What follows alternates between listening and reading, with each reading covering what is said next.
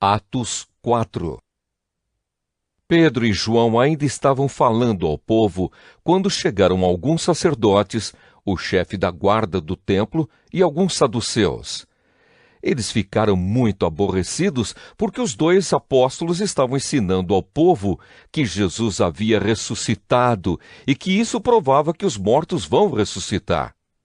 Então prenderam os dois e os puseram na cadeia para ficarem lá até o dia seguinte, pois já era muito tarde. Porém, muitas pessoas que ouviram a mensagem creram, e os homens que creram foram mais ou menos 5.000. No dia seguinte, reuniram-se em Jerusalém as autoridades dos judeus, os líderes do povo e os mestres da lei. Nessa reunião estavam também Anás, que era o grande sacerdote, Caifás, João, Alexandre e os outros que eram da família do grande sacerdote. As autoridades puseram os apóstolos em frente deles e perguntaram: Com que poder ou em nome de quem vocês fizeram isso?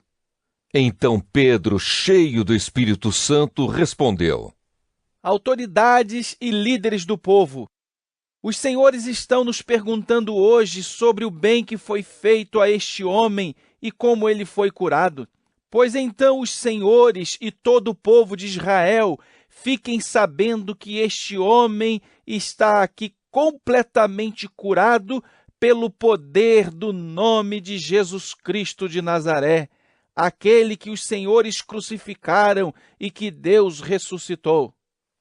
Jesus é aquele de quem as Escrituras Sagradas dizem: a pedra que vocês, os construtores, rejeitaram, veio a ser a mais importante de todas.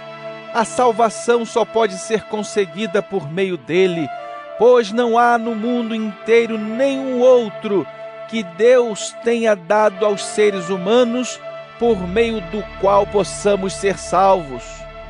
Os membros do Conselho Superior ficaram admirados com a coragem de Pedro e de João, pois sabiam que eram homens simples e sem instrução. E reconheceram que eles tinham sido companheiros de Jesus. Mas não podiam dizer nada contra os dois, pois o homem que havia sido curado estava ali, de pé, junto com eles. Em seguida, mandaram que Pedro e João saíssem da sala do conselho e começaram a discutir o assunto. Eles diziam: O que vamos fazer com estes homens? Pois todos os moradores de Jerusalém sabem que eles fizeram um grande milagre, e nós não podemos negar isso. Mas, para não deixar que a notícia se espalhe ainda mais entre o povo, vamos ameaçá-los, a fim de que nunca mais falem com ninguém a respeito de Jesus. Então os chamaram e ordenaram duramente que não falassem nem ensinassem nada a respeito de Jesus.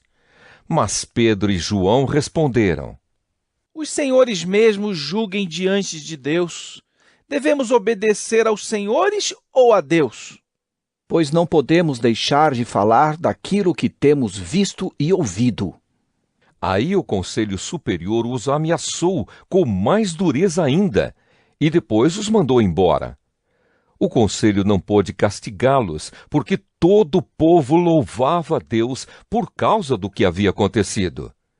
O homem que foi curado por esse milagre tinha mais de 40 anos. Quando Pedro e João foram soltos, voltaram para o seu grupo e contaram tudo o que os chefes dos sacerdotes e os líderes do povo haviam dito.